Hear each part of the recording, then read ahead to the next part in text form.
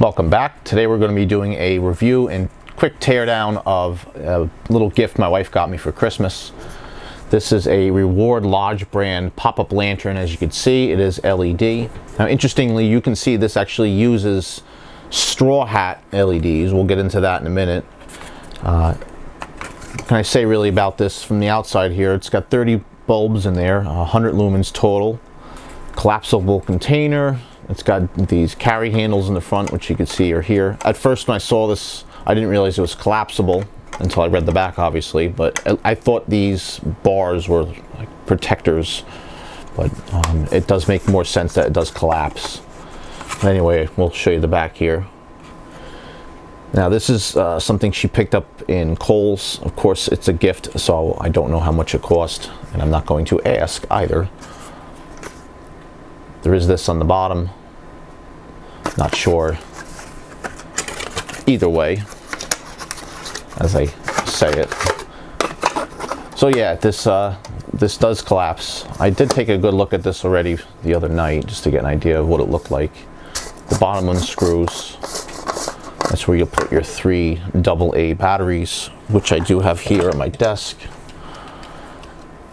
Now, I started thinking after watching some stuff on Big Clive's video about a kind of similar unit, but his was rechargeable and it was kind of dubious, but what could you do with this thing? Could you actually convert this into a rechargeable or what? And I do actually have a couple ideas. Now, threading this thing on, there, once you get it in the right space, it's nice. There's no gasket on there or anything, so I can't say if it's waterproof, but as you can see, it's going to swamp the camera out a little bit, but it is pretty bright. I've got to do the math to see how this is going to, last. I didn't really remember seeing anything on here about the lifetime on it, but I'd imagine that's going to be probably 20, well, they're usually 20 milliamps. There wasn't any resistors on there or anything when I opened this. So they're just being ran off like a series parallel off the batteries inside here. Let me shut this down here. And you can see they do shut off when you get to a certain spot, they turn on. And it's definitely that cool white. Now I noticed the top does unscrew and there's a nut in here. Now this reminds me of ones that are solar powered, where there's actually a little solar powered panel up here and then there's a battery on the other side. And you can pull the handles up like this and hang it, or you can put it down. I like it in a way because it's light. Now, like I said, it's not going to be waterproof, so if you're using this at a campsite, you might want to bring this in your tent or someplace at night before you bunker down, so you don't get any get problems with like rain or anything like that in the middle of the night, unexpected surprises. But for what it is, it seems like it's really decent quality. It's kind of got like this I don't know, it's not really cheap feeling, but this coating on here, I was thinking it would be kind of nice if you can plastic dip it, like give it that kind of rubber texturing, because I was thinking about modifying this. There are a couple things I'll show you here in a moment. We'll open that up. I will actually at the end of this video go to a really dark place and show you what this looks like, illuminating an area where you can actually get an idea how this works. But I found that #1 Phillips head was the best for taking these small screws out. That really engaged in there. I thought, small screw like this, you would need a smaller screwdriver, but in reality, the pitch of the little crosses on the head of the screw, it seemed that larger head was on the screwdriver was better at getting them out. But anyway, yeah, I like that there's actually a real mechanical Microswitch in here, and you can actually see that there's a spring in here that makes contact with that Microswitch, which is really nice. It's a good positive connection. One thing I noticed though, this metallic coating that they put in this plastic is really susceptible to fingerprints. So that's one thing. I have to make sure I wipe this down really carefully, because they are actually kind of hard to get off of there. Now, when I first took this apart, I noticed that this screw in here was really hard to get undone, and that's when I explored a little further and found that the top came off. So you can actually undo this nut up here. And conveniently, I'm going to use the bottom to hold all the screws. But first thing to come off, obviously, is going to be the top, and the top reflector will just fall out. And that's just, you know, a standard piece of plastic reflector here. And I'll pull that screw out from the bottom. We can pull the plastic dome out, put that to the side. And this actually all comes out from the bottom pretty easily once you get everything out like that. And there's just enough room in these wires for this to extend in and out, to switch on and off. Now, of course, this switch is going to be wired in the normally closed position, and then once you push this switch down, it opens the switch and breaks the circuit. And then these panels up here, actually this whole center column just unhinges, and you can see how they have these wired in here. Now it looks like these are all hooked in series, perhaps. It's kind of interesting because you can see the power comes into one of these, and then it goes around and comes back down, but then these other two panels feed off that, so it's almost like it is a series parallel connection. All the LEDs feed into each other. So what I'm going to do is grab the multimeter, power up the soldering iron, and I'm going to actually mark these. I'm going to undo it, and I'm going to measure how much power this is all basically drawing in sections here to just get an idea. And then one of the ideas I have is I have a bunch of these little lanterns like this, and they all have their own purpose, it seems. But I really would like one that's all red, and I don't think I've actually ever seen one of those because you know, sometimes when I go out camping and it's just me by the campfire or whatever, I don't really want a bright lantern, and once I get that kind of night vision, I want to go with, you know, red lighting. And I have like red light hats and small lighting sources, but I wouldn't mind having a larger red lantern, so I may actually convert this into that. And well, this is what I mean about those straw hat LEDs. If you get a close-up look, you can see they have that dome to it.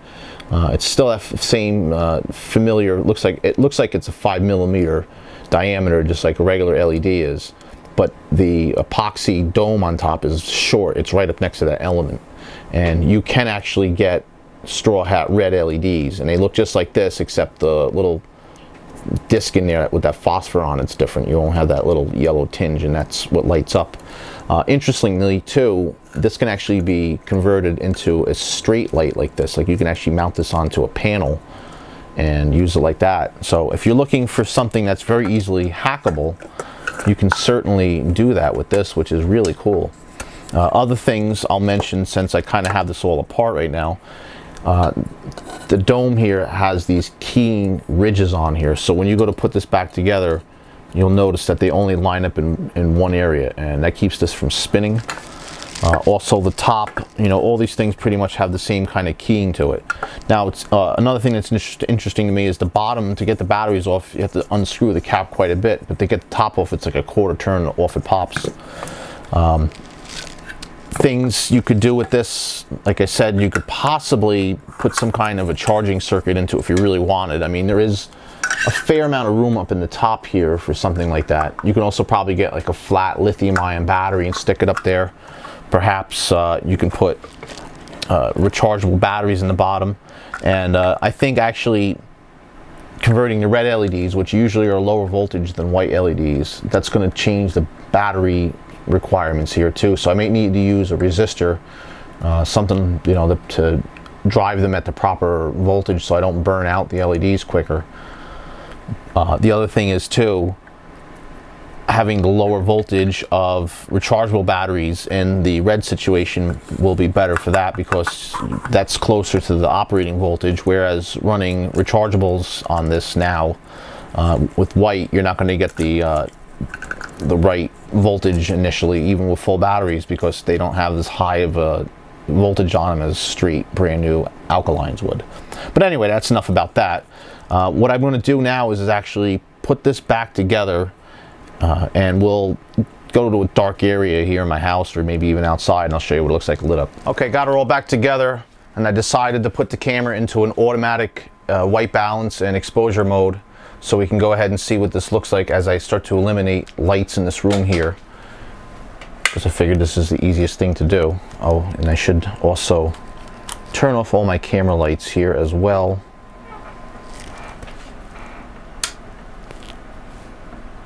And we can see how bright this is.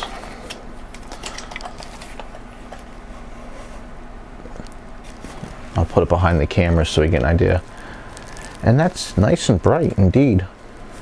It certainly lights up the room as needed. The nice thing about this is it is simple. It's just on and off action on that switch in there. You don't have to worry about any kind of like low or high. Of course, you know, if you want low, you don't have the option of going down into that. But for high, it's nice and bright for sure.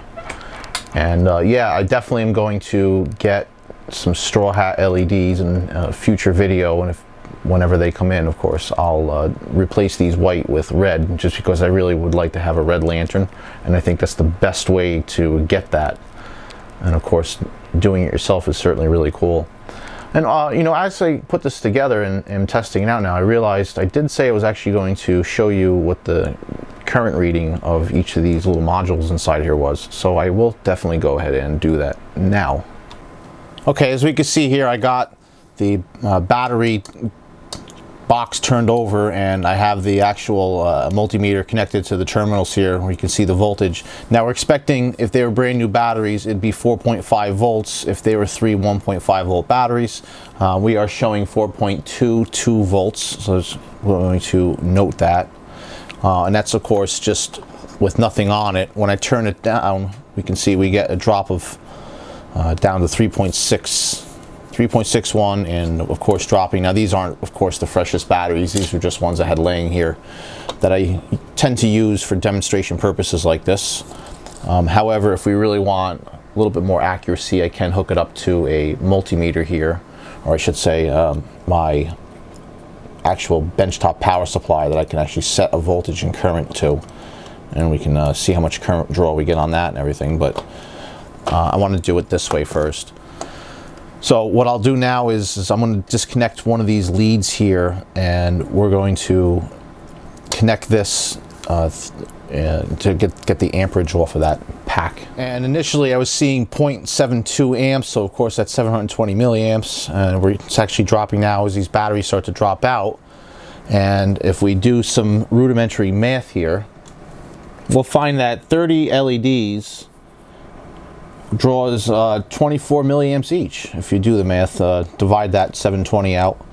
So that's pretty good. I'm not sure exactly what the rating for each individual LED is going to be. Usually I try to draw my LEDs at around 20 milliamps each.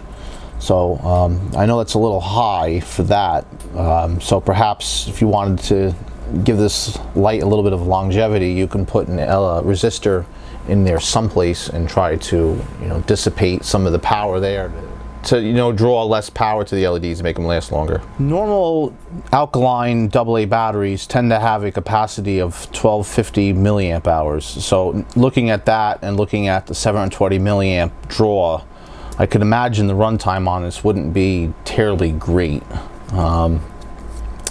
Certainly have to try that out long term, but just looking at the quick numbers, it doesn't seem like it would really run you that long. But then again, you know, you might not need to really necessarily run that long. You know, you could probably just use it as an emergency light or things like that. But I'm going to definitely follow up with this. I definitely ordered those LEDs in the interim here between takes, and those should be coming in, and you know, who knows how long. They are coming from China after all. I got them pretty cheap. But anyway, I will replace those and make it into a little bit more of a purposeful LED light for myself, and we'll see what happens when that comes in. And I'll also do a couple other modifications as well when that time period comes in. We'll see, maybe I could do some kind of a low-high setting and that kind of a thing. Even though red light, though, you don't really need it, but perhaps while I have this open, we can see if we can do something like that. So it's definitely a moddable, hackable kind of a light.